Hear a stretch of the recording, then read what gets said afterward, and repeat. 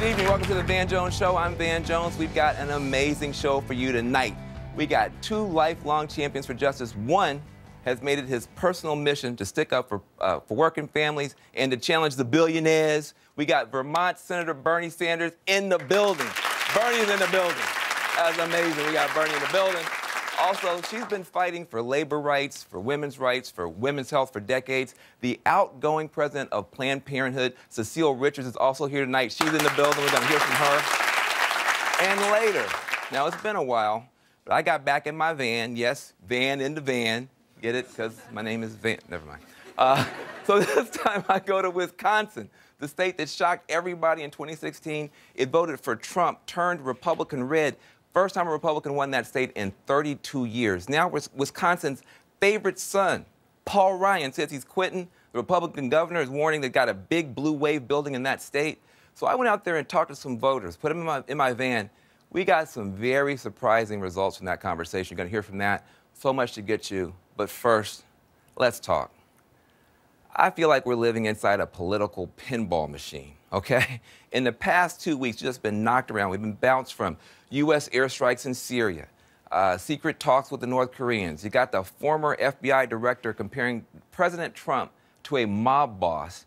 And we even lost the former First Lady, Barbara Bush, who was laid to rest earlier today. Rest in peace to her. Now, in all this chaos, there are actually some deeper trends, and some of them are quite disturbing, I don't want us to lose sight of. For example, as difficult as things are right now, most of us got this belief that the next generation is going to make everything better. You know, just yesterday, we had thousands of young people protesting peacefully against gun violence. Very positive stuff. So it's tempting to believe all we got to do is just hold on because the youth are going to grow up and they'll fix everything. But hold on a second. Just this week at Syracuse University, a fraternity of young engineering students, supposed to be smart kids, got suspended after a video surfaced showing members pledging hatred against black people, Latinos, and Jews. Now, they say it was just a satire skit, no malice, but it's super troubling anyway. And you got a group of white students that got upset that someone stole their Confederate flag. This is in Michigan. So they returned with a bunch of pickup trucks draped with these Confederate flags, intimidating black students. Officials had to close the school briefly because of this type of thing. And then you got students at DePauw University in Indiana, and they're protesting after they found racist and anti-Semitic threats on their campus. These are young people. So you got hate mongering from the 1930s cropping up among today's kids. So maybe we can't just rely on that old myth of inevitable progress. Maybe inside every generation, young and old, there's a strong pull toward justice and injustice. If so, you can't just assume that the last generation's human rights achievements are going to stand up forever, or that the next generation's advances are going to roll in automatically, unless each generation puts in an equal measure of work. Freedom is a constant struggle. So if this period teaches us anything, it's this: take nothing for granted. Now, if there's any silver lining, the actual protest against the hatred was bigger than the incidents that started, so that's a good thing.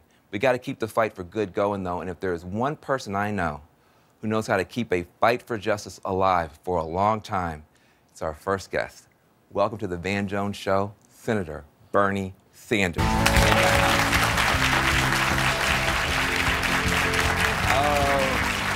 the legend. Oh, good to see you, sir. Big honor. Big honor. Wow. I am so happy to see you, and I have to say, I was surprised you've got a new political advisor, Cardi B. Cardi B. She's out there sticking up for FDR. Were you surprised to hear Cardi B's in line with you with that? Yes, and here's what the modern world is about. For 20 years, I've been fighting to strengthen Social Security, fighting to increase benefits, and she comes along and suddenly we get more attention in one day than I think I've gotten in 20 years. Yeah. Says something about the modern world. Yeah, well, it's amazing how she said that if you want to make America great, FDR made America great because of Social Security, and then and you retweeted it.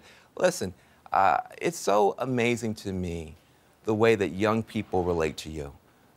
You are, you're young at heart. I wouldn't say that you're a young guy, and yet somehow You wouldn't. Not so much. See, there's discrimination that goes on. Well, why is it that you have this tie with young people, and what can I'll tell you why I think. Yeah. One time we did a rally during the campaign, and a lot of people there. At the end, we go down and shake a lot of hands, and some young man came up to me and he said, "You know, Bernie, what I like about you is you treat us like intelligent people." Yeah. All right. In other words, we live in a complicated world, and you know what? I cannot explain what's going on in 6-second sound bites, and I can't give you answers in a minute. So when I would give speeches, they'd be an hour or an hour and 15 minutes. And you know what, Van? Not a lot of people left, because I think there is a hunger in this country for kind of an understanding of why we are where we are and how we go forward in a more positive way. When I say you're young at heart, I really mean that. To me, you feel like you're still somehow very close to your initial inspiration, your kind of outrage against injustice, your belief in ordinary people. I think a lot of people don't know where that comes from. I think a lot of people don't know a big part of your father's family was actually wiped out in the Holocaust. Sure. That is very definitely a part of my fabric and what makes me who I am. I never fully understood, to be honest with you, until rather recently. My father came from an area in Poland, where hunger was an issue. I mean, really, really poor people. And anti-Semitism was an issue, and there was a world war going on at that time. And all of that impacted him, which impacted me. And the other thing is he came to this country without a nickel, and he hadn't made any money. And we grew up in Brooklyn, New York, in a 3.5-room, rent-controlled apartment. And the fact that our family, not that we were poor, but that money was always a struggle and always a source of tension between my parents. And I remember the arguments that took place. So I never forgot what it was like to be in a family which struggled financially. Now, you know, your dad is an immigrant, and there's so much anti-immigrant, nasty anti-immigrant stuff, but you know, you're the son of an immigrant. That's right. Does that give you an ability to understand these dreamers? It does. I wouldn't say understand, their situation is different, but to have great sympathy with them. You know, I think, Van, and I just a couple of years ago went back to Poland with my brother to see where my father came from. And you think about it, it's easy to talk about it, but it's harder to really feel it. Here is a guy at the age of 17, leaving, didn't speak a word of English, no money. He had one brother here in the country at the time, would come a few years earlier. Think of the courage to come to a new country. And, you know, that just overwhelmed me. So I see these kids, and I've been all over this country, kids who have come to this country at the age of 2 or 3, and we have this guy in the White House now who wants to throw them out of the only country that they have ever known. And that's just a horrific situation, and we're going to fight as hard as we can for these young people. Yeah, absolutely. You know, you mentioned your brother, and the most emotional I've ever seen you was, and we got a video of this, when your brother at the Democratic Convention stands up and he starts speaking from his heart about your parents. And he starts speaking from his heart about you and what it meant. How did that feel, seeing your brother making that kind of a statement? Well, it was, you know, we came, as I said, from a family that never had any money. And in a million zillion years, my parents never would have dreamed that I'd become a United States Senator, let alone run for President of the United States. And that was what my brother was talking about. I love my brother very much. Well, you know, you lost your parents young. You're in your early 20s. How did that impact you? I mean, it was tough. My mom died when I was about 18, and my father 3 years later. And you know, you're out on the world, kind of. But my brother was around. You know, so you kind of learn to stand on your own 2 feet, and it wasn't the easiest thing. You know, I think a lot of people, you know, they look at you, they see somebody who has been consistent. I think one reason young people like you, they can go on YouTube and they can find you giving a speech in 1970, 1980, 1990, last week, and it's basically the same speech. You know, it's like, see, I'm not very smart, but I am consistent. Yeah, exactly. You don't spend a lot of money on speechwriters, man. It's like it's basically the same. Well, speech. one speech and went a long way, right? Exactly. So far, so good, sir. But, you know, at the same time, of course, everybody does evolve. Everybody does, you know. What are some of the things that you, at this stage of your life, know or understand or believe that maybe you didn't know in 1980 or 1990? Well, look, I come from a small and beautiful state of Vermont, that I want to welcome and urge everybody to come and visit us. It is just beautiful, and we have great people. We are an overwhelmingly white state. And when you go around the country, you learn it is a beautiful country, physically, and wonderful, wonderful people all over this country. But you know what? There are a lot of people who have a lot of different issues. That's right. And I learned a lot during the campaign. So we went into African-American communities and we sat down and we listened.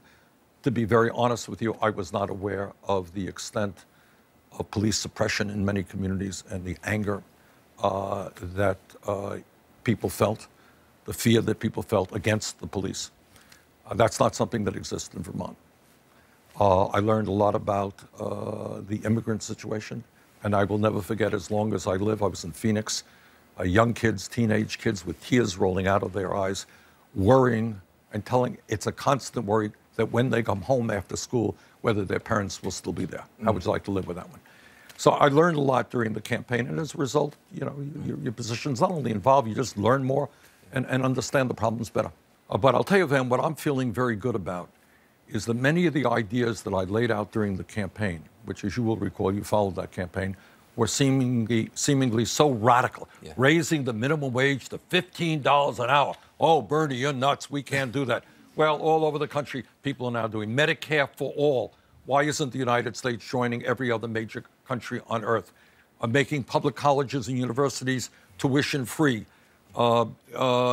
Making marijuana legal or decriminalizing marijuana. All of those ideas, which a few years ago seemed very radical, are now kind of mainstream. Well, I want to get into all that stuff with you when we get back. We got so much to talk with Senator Bernie Sanders about, including an issue that doesn't get a lot of coverage but could have a big, big impact on Democrats' ability to win elections. Now, as we go to break, I love to hear from you, and here's what you had to say to Bernie Sanders and what he's fighting for. We need more universal health care. We need universal daycare. We need parental leave for everyone. We need free public education. Bernie, please, run in 2020. We need you so badly.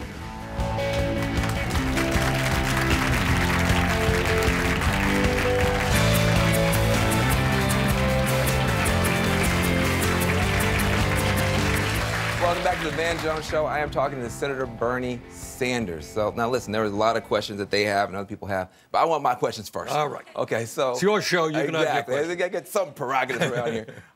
Look, I am thinking about the midterm elections. I don't hear us talking about, as Democrats, ideas as much as porn stars and Robert Mueller, et cetera.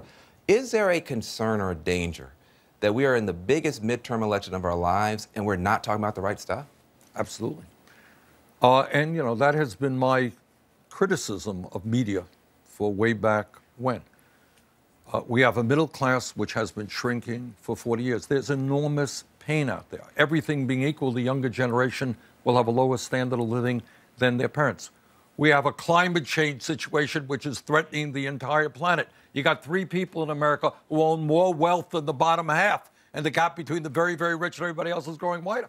Those are the issues, it seems to me, that we should be spending a lot of time talking. Why? I'm not talking about just the media. I mean, I talk to regular Democrats, people who are not on television. It's all impeachment all the time. Is that realistic? I mean, it's bad. I think that is a mistake. Why? Look, I think, the Mueller investigation will go where it goes. And I should say that if Trump fires Mueller, that is obstruction of justice, and to my mind, that is an impeachable offense. But I think ordinary Americans are out there and they're working 2 or 3 jobs. Kids are leaving school $40,000 in debt. People can't afford health care. They can't afford prescription drugs. They want us to deal with those issues. So, yes, I think you have to be taking on Trump's racism and his sexism and his homophobia. That you got to do. But most of our energy has got to be to bring people together around an agenda that speaks for the middle class and working families. How do we thread this needle? Because on the one hand, you've got to appeal to some of those Trump voters who maybe have that economic pain. But some people are afraid now, if we go after too much of that, we're going to be putting those black women who are the backbone of this party on the back seat. I mean, how do you balance this out? This is a tough thing. How do you help me on this one? This is what I think. It goes without saying that we have got to combat institutional racism and sexism and homophobia in every way that we can. We can't give Trump an inch on that. But on the other hand, whether you're a white working class guy in Kansas or a young African American in Brooklyn, New York, you know what? You want wages that you can live on. I talk about the working class. This is not white people.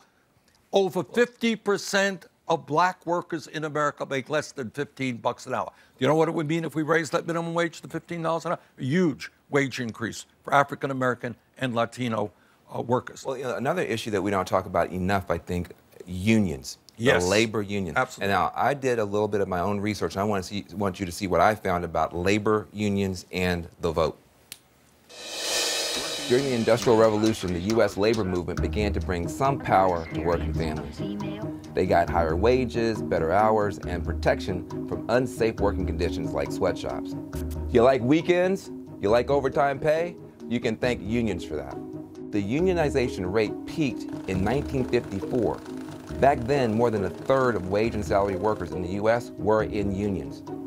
Through collective bargaining, labor unions increased weekly earnings, and they brought job security and benefits to workers, especially in manufacturing.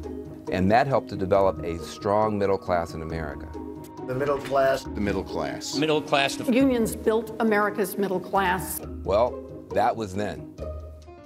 Recently, union membership has plummeted over the past 40 years to 20% in 1983 and less than 11% in 2017. There are a bunch of reasons for this. Corporations took factories overseas trying to find cheap workers. In manufacturing, they also turned to automation and robots. Jobs have also been growing in the service sectors, which often don't even have unions. Anti-labor critics say unions are too restrictive, charging members hefty dues, making it hard for companies to innovate or get rid of bad employees. We won our battle against the big government union bosses. I'm attacking the leadership of the union because they're greedy and they're selfish and self-interested. 28 states have passed right-to-work laws, which have been bolstered in recent years by Republicans. What they're really talking about is giving you the right to work for less money. These laws in the manufacturing strongholds like Michigan and Wisconsin delivered a real gut punch to organized labor in traditionally blue states. Many argue that the decline of union membership is also responsible for wage stagnation and increased income inequality in the U.S.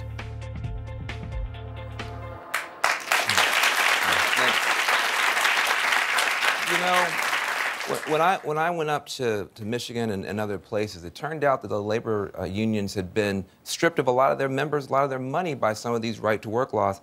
And I don't think that the Obama administration did enough to make sure that we built our labor unions when we had the opportunity. Did we miss an opportunity in the last administration to strengthen our unions? Well, I think so. Some of us tried very, very hard.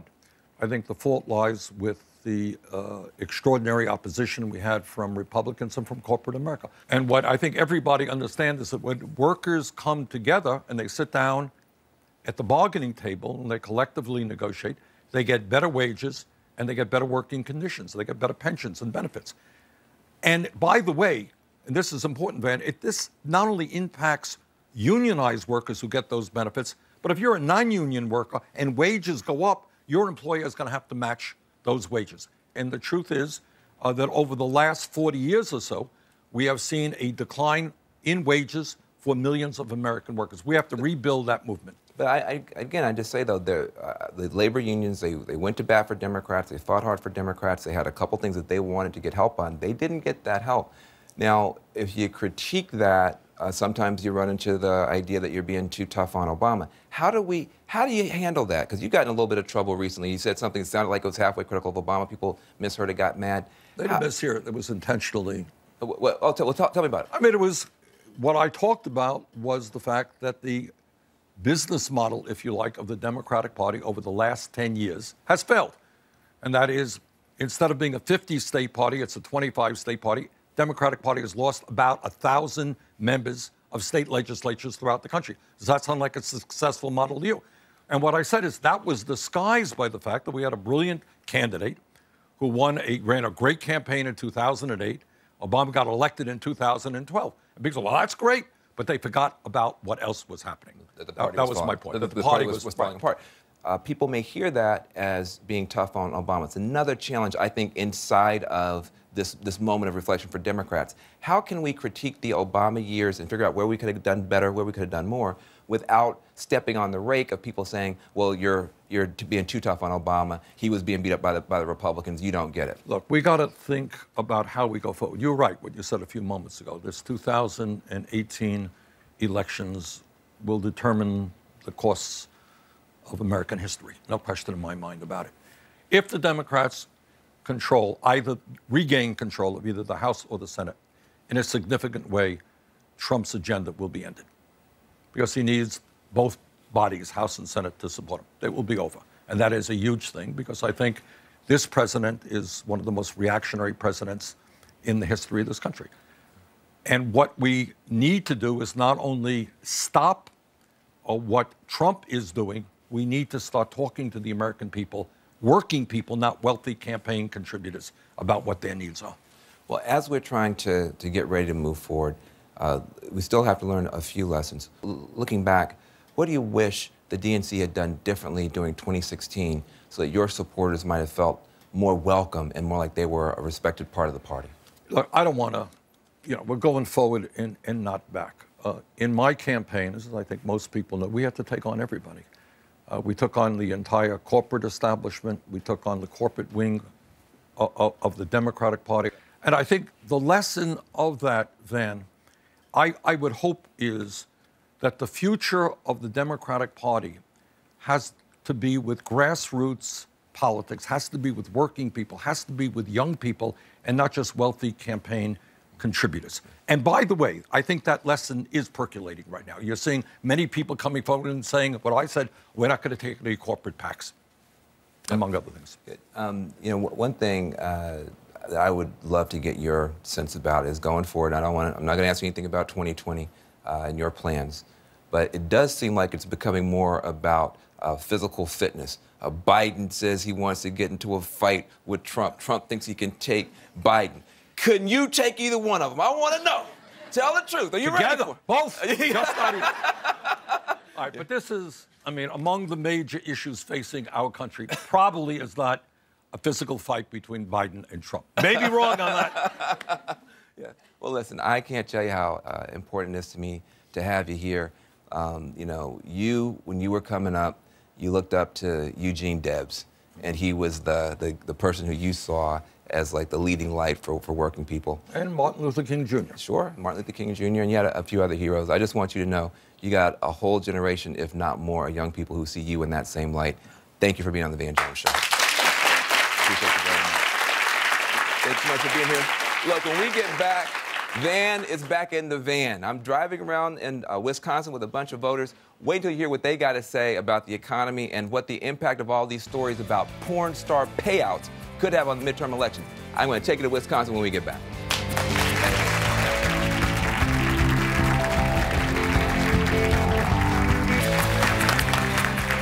Now, Wisconsin was supposed to be part of that big blue wall that was going to guarantee that Hillary Clinton was going to be president in 2016. But President Trump shattered that wall. He promised manufacturing jobs and new trade deals to the white working class voters up there. And Wisconsin, a state that voted twice for Obama, turned ruby red for Donald Trump. But now, since then, been some big shakeups. The Democrats pulled out a big upset win. They got a new seat on the Supreme Court. Wisconsin's Republican governor, Scott Walker, says there's going to be a big Democratic blue wave this fall. And last week, Wisconsin's golden boy, Speaker Paul Ryan, threw in the towel and said he's retiring.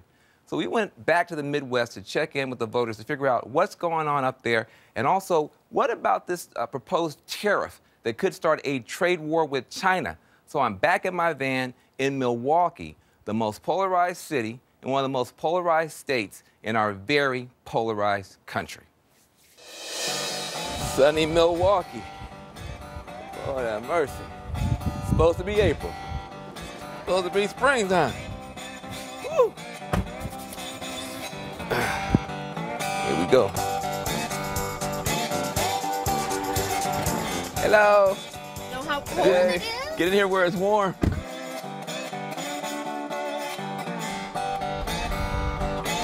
Get out of that snow.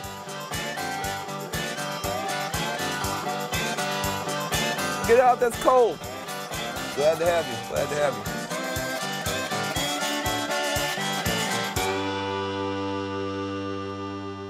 you. Wisconsin is a strange state in that it's got a little bit of everything that Donald Trump needs to make happy. You got farmers in Wisconsin who might be scared about the trade war with China. You got manufacturers, some are closing, some are opening. From your point of view, when you look at your guys who are wanting jobs in manufacturing, worrying about the farming community, do you think that Donald Trump starting all these trade wars is a good thing or a bad thing? I don't call them trade wars. I think we've been getting jobbed by our trade agreements for a number of years going back a long time. When I started working at A.L. Smith, we had 8,000 guys there in 1973. And when the last day I worked in May of '06, we had 60 people. We've got people in this country that would experience that'll work, and we got people that are trainable. You got all, like we were talking about black folk, these young guys that don't have jobs. Train them. We can train these guys. And I think that's one of the things that President Trump wants to do. I have a cousin right now who just went through a trade program. She is an African-American female who does not have a job in that trade. You know why she doesn't have a job in that trade? Because she needed experience. She went through everything she was supposed to, but yet she still does not have a job. Wisconsin has a lot of rural people that need jobs and make an actual living. If you go into a trade or you go into a career medical field especially, and you get a year under your belt, you're going to get hired. You're getting hired. I disagree. You can tell me that all I have to do is go through this trade program, but I, as an African American, is held to a different standard. Do you agree with what she's saying? Have you noticed or seen sometimes people favor their own over others? I think that right now, companies, corporations, businesses are doing all they can to hire qualified minorities as well as over whites because they don't want to hear about it. And I don't have a problem with that. If you're qualified, I don't care what color you are. The most qualified person should get the job. You shouldn't get the job because you're black. You shouldn't get preferential treatment because you're black or white or blue or Mexican. But you've had 2 elections now where the Republicans were supposed to win and the Democrats won. You got Scott Walker saying there's going to be a blue wave. You got Paul Ryan running for the hills. Is this whole thing about to fall apart? Is there a blue wave coming? Are people dissatisfied with Trump? I just think that with our country, we're so fickle that if we're not happy with one, we're just going to flip-flop. Well, I didn't see what I wanted to see with Obama, so let's go. Hey. Well, that's what you did. And that's what I did. You voted for Obama for change, and then you voted for Trump for change. Yep. How do you feel now about your vote for Trump? He's our president. So at a certain point, it's like, oh, God. He's our president. So how do we move forward with what we have? Okay.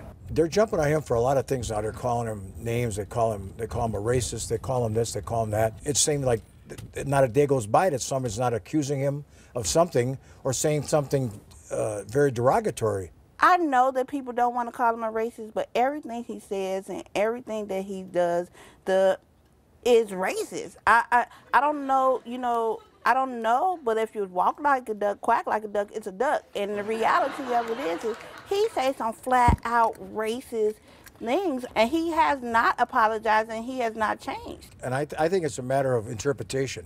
I've heard just about everything he said, and I can understand where somebody might say, well, that's kind of racist. I don't interpret it that way myself. When he talked about the Mexican folks or illegal aliens, illegal immigrants, I don't think he's being racist by pointing out certain things that proved to be true, but like I said, he don't have a filter. Well, what about these midterm elections? Okay. You say there might be a secret red wave. Yeah. I think a lot of people would want and would vote Republican. They're just not gonna. They're not gonna talk about it. They're not gonna talk about it. And my family is very Republican. However, they're not happy with Trump at all. You talk about this blue wave. Some people might buy into it. I don't. The wave is coming. Why not? This is just me now. I wouldn't vote against Scott Walker because Donald Trump's president. I just wouldn't do it. I think we need to give Americans more credit. Exactly. Do we think going to the polls, the things on Twitter and the porn stars are going to play into it? Do we romanticize Kennedy because he had an affair with Marilyn Monroe? Is that okay? If Barack Obama had 2 or 3 porn stars come out and a shady lawyer paying him off, he'd be out of there. Yeah. Right or wrong? But is that more of the media? I'm just saying, am I right or am I wrong? They will be screaming impeachment. They will be already in the process. Trump is not held to the very same standard as Obama was. The reason that we have you guys in this car is because you are the 3 kinds of people that had Trump win. You have a hardcore conservative, you have a swing voter who was an Obama voter who wanted to give somebody else a chance, and you have a black voter who said, to heck with both of them. And that's the combination that put Trump in office. If you guys all do exactly what you just did, he'll be there for 8 years, and so will the Republicans. But if anybody in this car changes, big changes could be possible. So that's I'm gonna change. You're gonna change? I'm not doing that Listen, again. People are talking about politics again. Isn't that what's important? Well, I can't. I'm glad we're talking about politics. It means I got a job. When we get back, we've seen these massive marches. You've seen the Me Too and Time's Up movement online. But what are the real challenges for women's rights in the Trump era? We're going to hear from a longtime activist and president of Planned Parenthood, Cecile Richards, when we get back. As the president of Planned Parenthood, she's been a progressive activist for years. Cecile is leaving Planned Parenthood early next month, but stepping down doesn't mean she's stepping out of the arena. She's got a new book out, just published, about her life. It's appropriately titled, Make Trouble. Here to discuss what's next, please welcome Cecile Richards in the house on the Van Jones Show. Yay! Very, very good. Welcome, welcome, welcome. Thank you. Well, first of all, I want to say I actually read the book. And I'm so honored. Thank you. Hey, listen, and more importantly, I audiobooked it. So I actually heard you read the whole book. With my Texas accent and everything. And listen, there were times I was tearing up on airplanes. It's a beautiful, beautiful book. Thanks. I encourage everybody to get it. But people have been talking about you behind your back, and I'm going to tell you to your face. All right. Everybody's being too nice to you. You picked the wrong time to leave us, Cecile. Where are you leaving? We need your help. You know who's in the White House? Why did you decide to leave now? Well, as you said earlier, I'm not leaving in the sense of, I'm stepping aside from the job I've had for 12 years at Planned Parenthood because I think the organization is as strong as it's ever been. Sure. And because I want to be 100% focused on, to your last segment, getting every single person we can registered, motivated, and out to vote this November. The Republicans are often saying, well, this next generation actually is in a different place on women's rights. They're a different place on abortion rights. And they're saying that you're losing the next generation. Is that true? 100% no. In fact, it's interesting. I've been out on the book tour for the last couple of weeks. Women are flooding these events. Young women, women who've been fighting these fights for a long, long time. But no, I think this is the most progressive generation that we've ever seen. As you know, 4 million young people turn 18 every single year. And they are flocking to Planned Parenthood, not only as patients, but as activists. I have never felt like it's a better time to be an organizer and a troublemaker and an activist than it is now. Mm-hmm. One of those women who's in a very strong position who could maybe make a positive difference is Ivanka Trump. You had an opportunity to meet with Ivanka Trump, and it didn't go as well as you had hoped. What would you say as a strong woman leader to her, as a strong Republican woman leader, that she should be doing that she's not doing right now in the White House?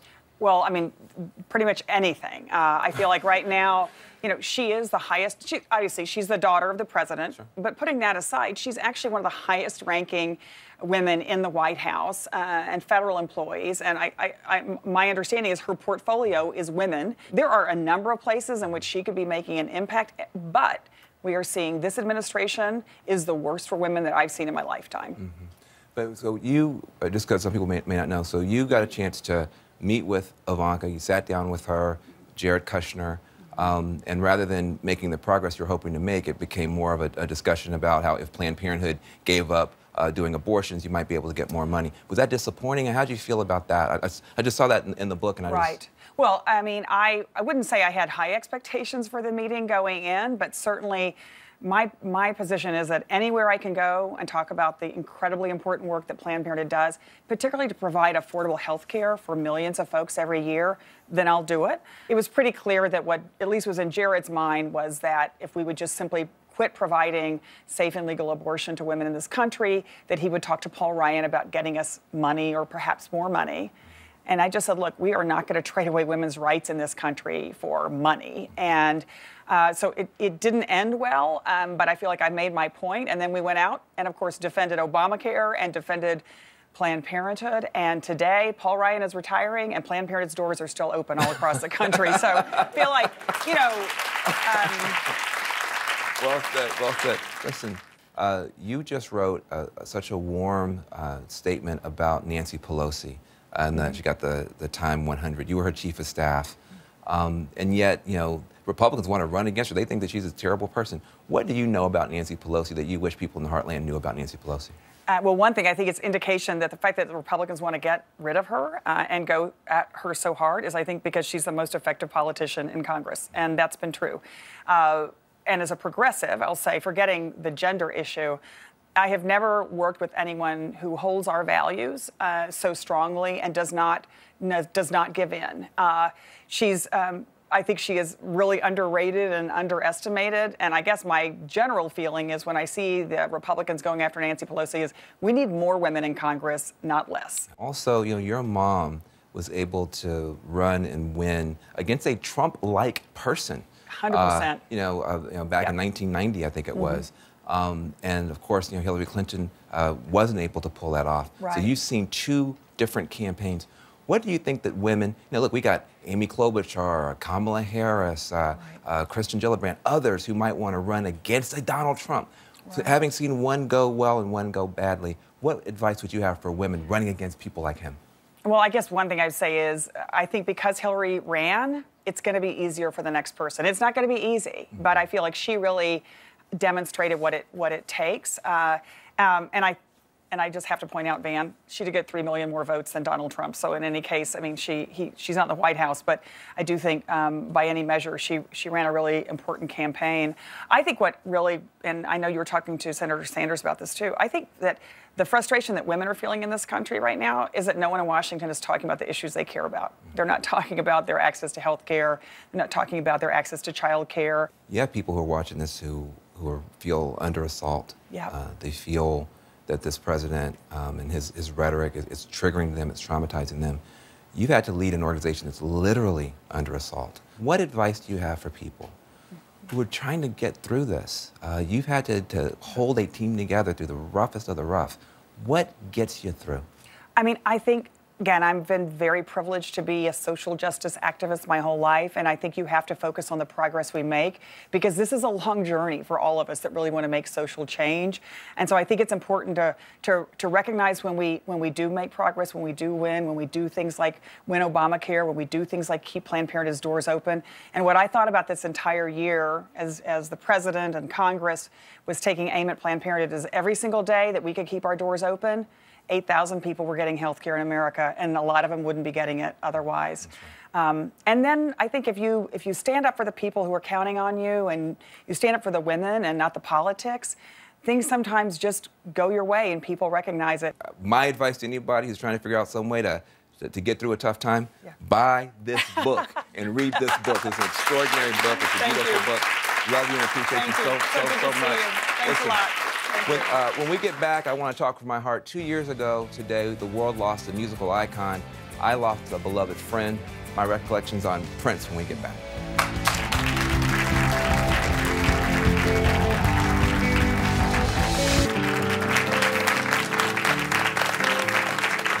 2 years ago today, the world lost an icon, Prince Rogers Nelson. This man changed the world with his art. He challenged our perceptions on race, on gender, on sexuality, on religion. But he was more than a musical genius. He was also an activist, a philanthropist, and a dear friend to many people, including me. I'm so grateful I got to know Prince, the man, the mentor, the big brother. I think about him all the time. And I can guess some of what he'd be thinking about the state of the world right now. First of all, he'd be rooting for his Minnesota Twins. 100% know about that. But also, in all seriousness, as somebody who had to knock down so many racial barriers in the music industry, Prince really cared about civil rights and racial justice way more than the world understood. So he'd probably be writing a song right now about the killing of Stephen Clark, who was shot by police in Sacramento, same way he did with Freddie Gray, another unarmed black man who died tragically. He'd be disgusted, but he wouldn't be surprised by the mistreatment of 2 young black men arrested within minutes of walking into a Philadelphia Starbucks. But Prince would also be heartened today by the many examples of young black artists breaking through barriers just like he did. You know, he'd love that rapper Kendrick Lamar won a Pulitzer Prize this week for his phenomenal album, Damn. Damn. And he was actually a big fan of Kendrick's. They played music together. He would have cheered Beyonce for her historic Coachella set. She's the first black woman to headline the festival, and she slayed for 2 hours. And, on the Time 100 list that just came out, Ryan Coogler, Lena Waithe, Issa Rae, Tiffany Haddish, Rihanna, Kevin Durant, so many other young brown faces representing the best that America's got to offer. He'd have loved to see so many people streaming through those doors that he helped to kick in. So I always like to close my show with the same words that Prince used to close so many of his shows, especially meaningful for me tonight: peace and love for one another. Thanks, Prince.